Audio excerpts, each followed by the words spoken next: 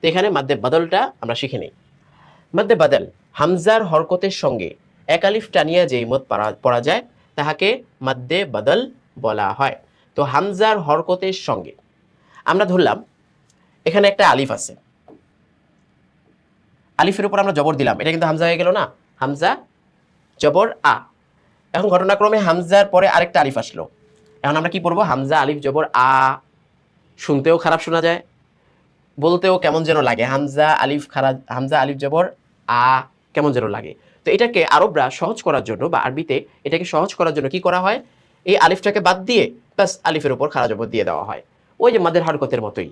তো এই যে এটাকে যে হামজার ক্ষেত্রে মাদের হরফটাকে পরিবর্তন করে এইভাবে দেওয়া হয়েছে, এই পরিবর্তনটাকেই বলা হয় মাদ্দে বাদল। হামজার হরকতের সঙ্গে যে মাদটা পড়া যায় সেই মাদটাকেই মাদ্দে বাদল বলা হয়। তো মাদ্দে বাদল এক আলিফ টানিয়ে পড়তে হয়।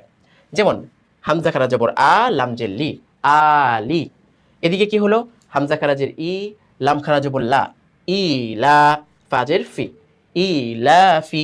হামজা খারা জবর আ, ওয়াও ইয়া খারা জবর ওয়া, আ ওয়া। হামজা খারা জবর আ, মিম জবর মা, আ মা, নুন জবর না, আ মানা। হামজা ওয়াও পেশ উ, মিম জের মি, উ মি, নুন জবর না, উ মিনা। হামজা ইয়াজের ই, মিম আলিফ জবর মা, ই মা, নুন আলিফ দুই জবর নান, ই মা নান। লাম জবর লা, হামজা খারা জবর আ, লা আ, ইয়া জবর ইয়া, লা আ ইয়া, তা দুই জবর তান, লা আ ইয়া তান। হামজা খারা জবর আ, নুন জের নি, আ নি, ইয়া জবর ইয়া, আ নিয়া, তা দুই জের তিন, আ নিয়া তিন। হামজা খারা জবর আ, ইয়া খারা জবর ইয়া, আ ইয়া, তাজের তি, আ ইয়া তি, নুন আলিফ জবর না, আ ইয়া তি না।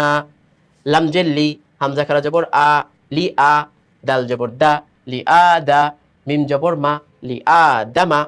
হামজা খারাজের ই, লাম খারা জবর লা, ই লা, ফাজের ফি, ই লা ফি। হা মিম জের হিম, ই লা ফি হিম।